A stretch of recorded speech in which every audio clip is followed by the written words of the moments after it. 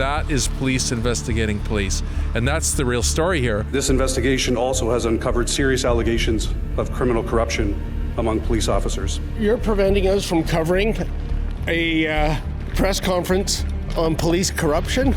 So the two people that don't work inside the system are not allowed into the system to ask questions about the system. The allegations of criminal corruption include bribery, obstruction of justice, drug trafficking, theft of personal property. You are a disgrace to the badge. David Menzies for Rebel News here in Aurora, Ontario, and I'm standing outside York Regional Police Service headquarters, and we got here about 2 hours ago. That's Lincoln J and I, and it was to take in a press conference regarding what is probably the greatest scandal in the history of the Toronto Police Service. You see, news broke yesterday that 7 police officers have been arrested for a variety of crimes, drug dealing, a conspiracy to commit murder, if you can imagine. The list goes on and on. We have heard from sources there might be another 30 police officers who are involved in this crime spree. And remember, these are the good guys. The crime is being committed by the individuals who should be putting the gangbangers behind bars, but they're doing a little freelancing, and it's very illegal at that. Here's the deal. The York Regional Police Service, which has been investigating this, was going to have a press conference here with the chief of the Toronto Police Service, Myron Demkew. Tons of media showed up, including us. Guess what? We found out we're persona non grata, at least when it comes to reporting. Check out our encounter when we tried to go into the press conference. Ooh. Still chilly out here. What news? Oh, Rebel News, sir. Okay. Yeah. Hold on one sec. Okay.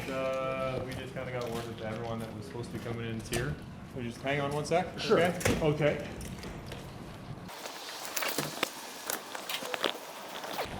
All right. Sorry, that's everyone that's going in there for now. Okay. Oh, what do you mean? My supervisor told me that no one else is going in. We can't go in?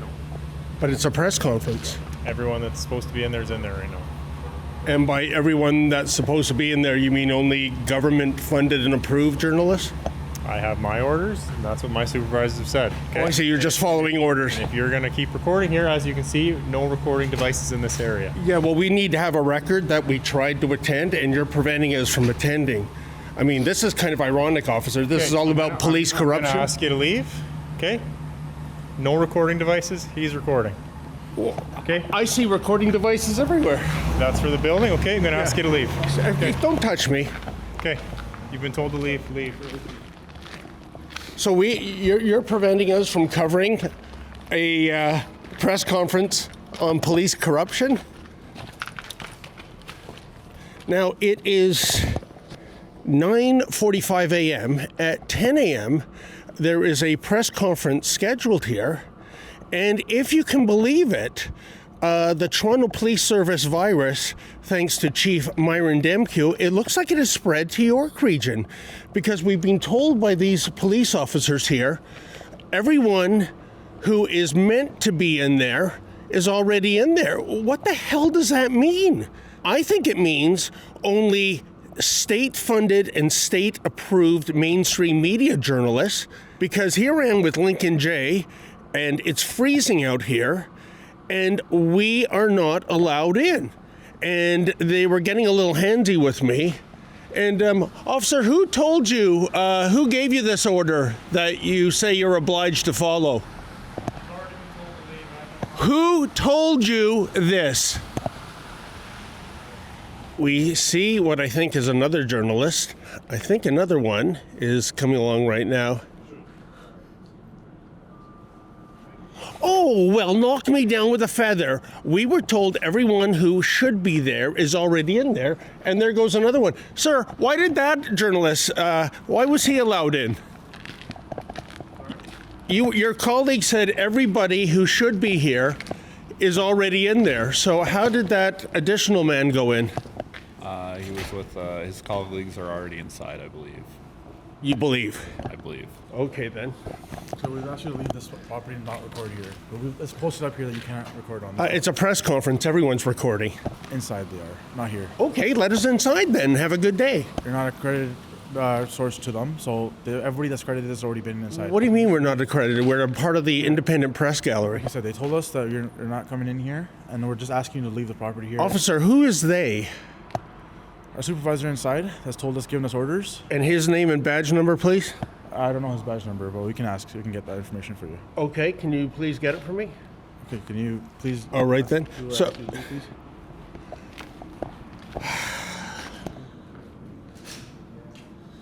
oh, officer, I thought you said everybody that is in there is already in there. You just let another guy in. Why?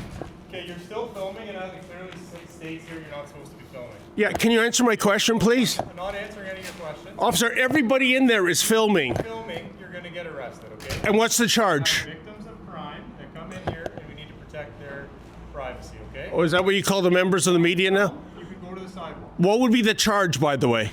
Trespass Property Act. For filming? Giving you a lawful order to get off the property, and you're not doing so. All right, we'll leave, but you are a liar. You said everybody that should be in there is already in there, and you just let two other people in. Have a good day. You are a disgrace to the badge. Have a good day. Yeah, you have a good day.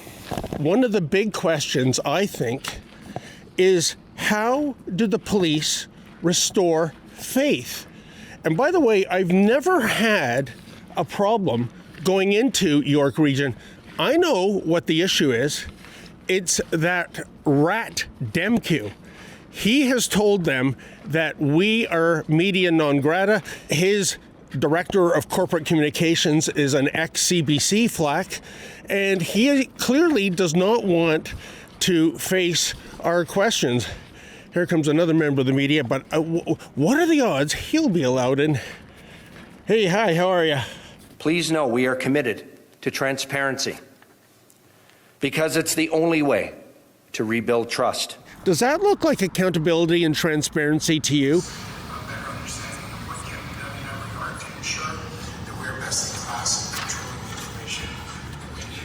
Well, hey, folks, here we are. I guess it's like Lincoln and I have been assigned to the kids' table at the family gathering. A football field away is York Regional Police headquarters.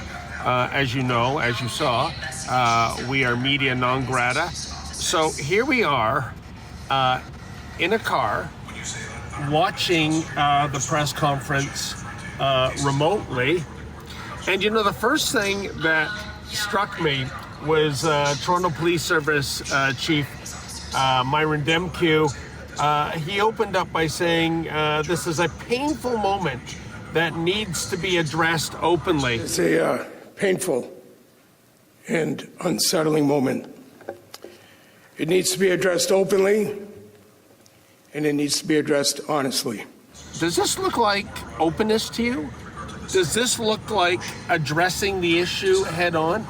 Over 7 months, this investigation identified and disrupted serious criminal activity in the Greater Toronto Area that posed a grave risk to our community safety.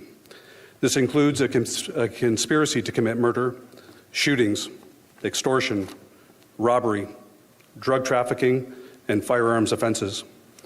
This investigation also has uncovered serious allegations of criminal corruption among police officers. This includes 7 police officers employed by the Toronto Police Service and 1 retired member of the Toronto Police Service. It is alleged that these officers have demonstrated varying degrees of criminality and associations to criminal networks. The allegations of criminal corruption include bribery, obstruction of justice, drug trafficking, theft of personal property, breach of trust, and the unauthorized access and distribution of confidential information. We are alleging that some police officers who were collecting personal and private information unlawfully. One of the great guys in mainstream media is Joe Warmington, the scrawler with the Toronto Sun. He's covered policing issues for decades. First of all, Joe, I don't think I exaggerate when I say that this is probably the single biggest scandal in the history of the Toronto Police Service. The shocking part about it is the fact there's information being shared about other officers, and that there was a conspiracy allegedly to murder the senior person at the jail. That, I admit that did shock me. I understand that there's our police officers involved in running guns and drugs and things like that. There's human beings gambling, all of that. You'd like to think it's not very many, but I've never heard of anything like this where there could have been a murder involved. And you saw, well, you didn't see it because they didn't let you in, but they did show, and you'll be able to get it in the package that they put out. The shootings, you'll see them shooting at houses. Yes. The minute that Chief McSween here at York Regional Police realized that there was a Toronto police officer involved in a criminal conspiracy involving a potential shooting, his first phone call was to Chief Demkew, who then said, yeah, I'll help you, and then put his professional standards and his whole team, and that's for the 30 police officers. 30 police officers helped them here in York Region come to this conclusion, and that is police investigating police, and that's the real story here. How do we know for certain that the investigators are not part of that gang? Well, we don't know, and that's why I asked the question, is that you would think that York Regional Police would either handle the investigation on their own or bring somebody outside from another service if they felt they needed to. And you would think that Chief Demkew, upon hearing this information, would say, whoa, these are my guys and my gals and my units, and the buck stops with me. We've got to make sure this doesn't go all the way up to the very top. So let's bring in the OPP or the RCMP or whatever. Now, he's doing that now. He's saying, no, we're going to do an after investigation with the Inspector General. I don't know who that is. Do you know who the Inspector General is? One of the things that we're asking the Inspector General actually to look at, independent of us, is exactly the issues around access and control of information and databases. We grow up believing that police officers, they're the good guys. They put the bad guys behind bars. And for the most part, it's true. Despite my dealings with some rotten cops, I think the vast majority of the men and women on the police forces are good people. But the question is, how do you restore public trust when it comes to the Toronto Police Service?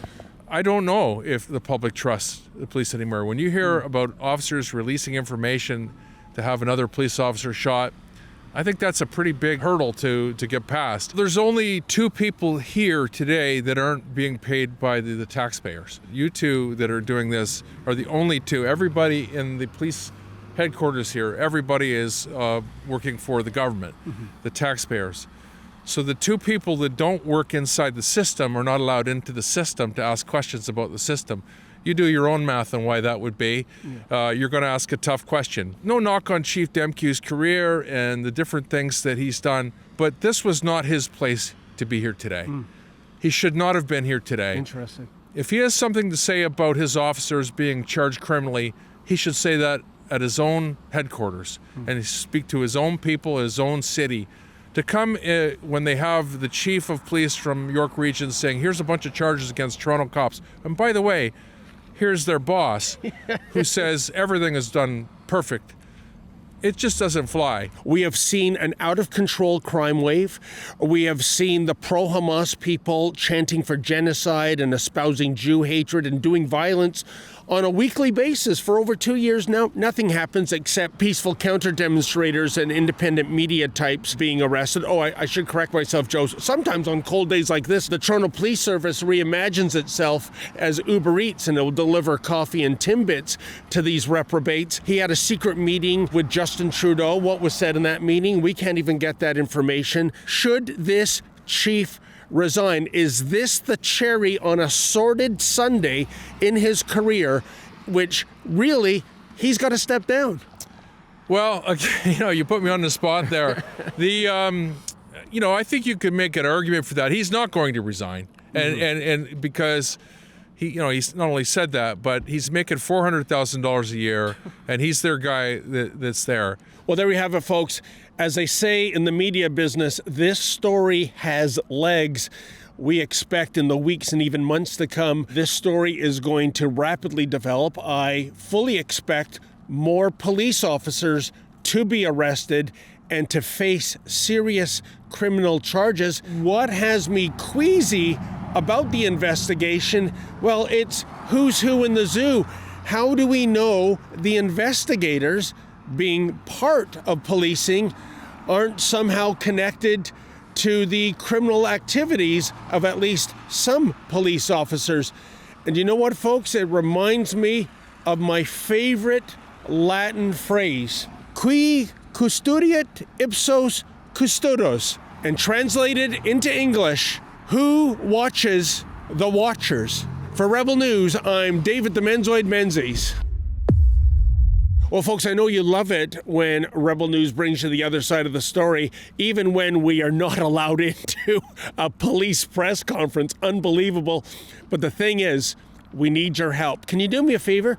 Can you go to rebelfieldreports.com? That's rebelfieldreports.com. And if you're able to, kindly make a donation.